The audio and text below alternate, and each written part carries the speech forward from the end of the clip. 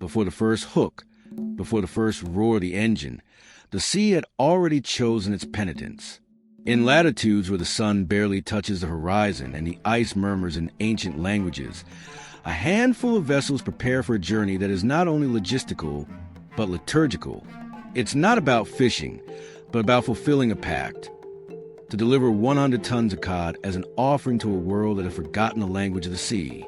Each trawler that sets out for the Arctic carries more than nets and fuel. It carries the weight of an oath sealed with salt, steel, and silence. Before starting this video, remember to subscribe and like. In the hours before departure, the port seemed to hold its breath. The trawlers, lined up like steel penitents, awaited the call of the North. This wasn't a commercial mission. It was a ritual. Every screw tightened, every net folded, every fuel tank filled was part of silent liturgy. The men didn't talk about fishing. They talked about the journey. They knew the Arctic wasn't a destination, but an entity that would judge them. The Valkyrie's captain, his knuckles cracked from previous winters, traced a route on the map that no satellite had blessed. He wasn't looking for efficiency. He was looking for respect. The sea doesn't forgive arrogance. As the engines began to roar like a mechanical choir, faces hardened, not out of bravery, but out of memory. Everyone had lost something in those waters. A finger, a friend, a part of their soul. As we crossed the threshold of the fjord, the sky closed like a ceremonial door. The sun became a pale specter, and the ice began to speak. Not with words, but with creaks, echoes, and omens. The radar picked up interference that wasn't technical. It was warnings. The wind, which on land was a breeze, here transformed into a judgment. Each wave that hit the hull seemed to ask, "Are you ready?" The first night was a vigil. No one slept, not out of fear, but out of reverence. The Arctic isn't conquered, it's crossed. And only those who understand the language of the cold can hear its instructions. On deck, a sailor lit a cigar with trembling hands. Not because of the weather, but because of the memory of his brother, swallowed by an invisible crevasse 3 winters ago. The smoke rose like a prayer. When the first cod appeared in the net, there was no celebration, just a ritual silence. It was a sign that the sea accepted the oath. 100 tons wasn't a goal, it was a debt, and the payment had just begun. The storm didn't arrive as an accident. It was announced with a murmur on the radios, with pressure that dropped like a sentence, with seagulls that disappeared without saying goodbye. The sea began to change its face. What had once been an altar of initiation became a field of judgment. The waves grew like living columns, and the wind ceased to be air. It became a blade. It became a voice that didn't ask permission, that demanded obedience. The Valkyrie and her steel brothers entered the mouth of the Leviathan. This was no ordinary storm. This was an entity, a formless creature that manifested in 80-knot gusts, in waves that rose like witnesses to an ancient judgment. Radar was no longer useful. Coordinates became irrelevant. Logic didn't rule here, ritual did.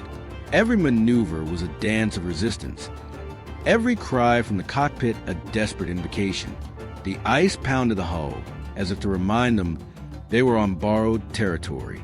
Inside the ship, the men clung to what they could, not for fear of dying, but for fear of failing to deliver.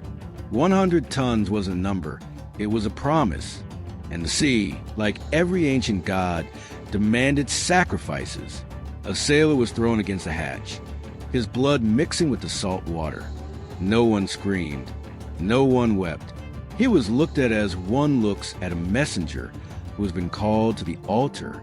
The captain, jaw clenched, ordered them to hold course, not toward safety, but toward fulfillment. The nets tore, the engine stalled, and still the Valkyrie moved forward, not by force, but by pact. Every second within the storm was an offering. Every ton yet to be caught was a debt burning in their chests. The sea roared, but it didn't sink them, because it recognized them, because it knew these men weren't trespassers. They were penitents. And even if the storm disfigured them, it wouldn't destroy them. Not yet. When the wind began to subside, there was no relief. Only a silence that hurt more than the roar. The Leviathan had spoken, and the trawlers, though wounded, continued to float, not by luck, but because they had understood the language of judgment. The sea had not forgiven them, but it had allowed them to continue, because they still had to pay, because tons were still missing, because the O still stood. The men, wrapped in damp cloaks and dense silence, didn't speak of what they had experienced. They couldn't. Common language wasn't enough to describe what the ice had shown them. Some wrote in their logs.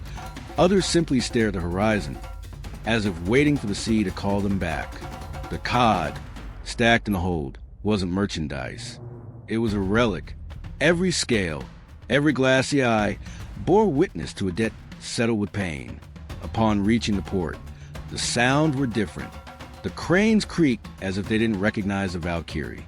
The workers on land talked about numbers, schedules, efficiency. But the men on the ship knew that none of that mattered. They hadn't brought fish. They had brought history. They had brought the echo of a storm that can't be measured in kilometers per hour. They had brought the weight of a fulfilled oath. As the tons were unloaded, no one smiled. The cod touched land as if it were a sacred body. Some regarded it with respect, others with indifference. But those who had pulled it from the abyss knew that each ton had a name, a sleepless night, a crack in the hull. The port, with its artificial lights and its city rhythm, didn't understand. It couldn't. At the end of the day, when the Valkyrie was empty, the men disembarked as if leaving a temple. They were not heroes. They were witnesses. The sea had allowed them to return, but it had not given them back what it had taken. And that was okay, because the right demands no reward, only compliance. One of the sailors, before leaving, touched the ship's hull with his open palm. He said nothing. He didn't have to. The Valkyrie understood. And the sea, far out on the horizon, too, because a return isn't the end. It's only the moment when silence begins to speak. The sea doesn't deliver certificates. It doesn't sign contracts. What it grants, it does so in silence. And what it inscribes, it engraves in flesh, in steel, in memory. When the Valkyrie was moored, empty of cod but full of history, the true ritual began. The archive, not in offices or digital records, but in the bodies that inhabited it, in the logs written with hands that still trembled, in the nets that hung like tattered banners. The sailors didn't disperse. Some stayed close to the hull, as if the ship were still breathing. Others walked aimlessly along the dock, dragging boots that had trodden through ice and blood. No one spoke of the storm, not because they wanted to forget it, but because they knew that to name it was to invoke it. What had happened out there wasn't an anecdote. It was a ceremony that demanded respect. In the captain's cabin, the logbook was filled with short, almost cryptic phrases. They weren't technical descriptions. They were marks. Vertical wave 317. Total silence for O2. Net intact but empty. Each line was an emotional coordinate, an attempt to capture what the sea had revealed. It wasn't about documenting. It was about preserving. Because the sea doesn't repeat its lessons. It offers them once, and then erases them. One of the sailors, the youngest, began to draw. Not boats or fish, but abstract shapes. Spirals, cracks, open eyes. When asked what they were, he replied without looking, "What I saw when the radar died." No one questioned him. Everyone understood that the sea's archive isn't written with logic. It's written with symbols, with fragments, with visions. The empty net hanging on the deck wasn't removed. It was left there as a testimony, not out of forgetfulness, but by intention.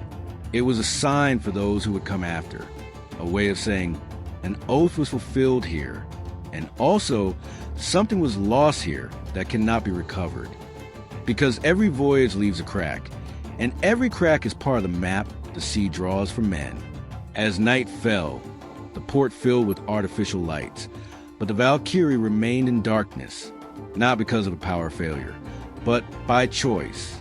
The ship knew its story shouldn't be illuminated. It should be whispered. In their cabins, the sailors slept with their eyes open, not because of insomnia, but because the sea continued to speak. In dreams, in creeks, in memories that didn't ask permission. And so, without official ceremony, without speeches or medals, the sea's archive was completed, not as a closure, but as an expansion. Because every voyage is a page, and every storm a signature. The Valkyrie didn't return. It was sent back, and the men who inhabited it didn't survive. They were transformed. The sea inscribed them in its invisible grimoire, alongside other names no one remembers, but which the ice still pronounces when no one listens. The empty net is still there, floating, waiting, because the oath doesn't end with surrender. It ends when the sea decides. And the sea, even when calm, never forgets. There are no medals for those who return from the ice, only scars that speak in hushed voices, and nets that no longer dream. When the engines are cut and the cod is unloaded as a ceremonial relic, the men don't celebrate. They observe the port like someone returning from a desecrated temple. The sea has taken its tribute, time, flesh, memory, and it has returned its legacy in the form of food, yes, but also of history, in the logbooks, in the gazes, in the cracks in the hull. The chronicle of those who braved the storm and returned with the weight of their fulfilled oath is inscribed. The sea, eternal archivist, keeps their names in the mist. As always, if you enjoyed this video, don't forget to subscribe and leave a like. See you in the next video.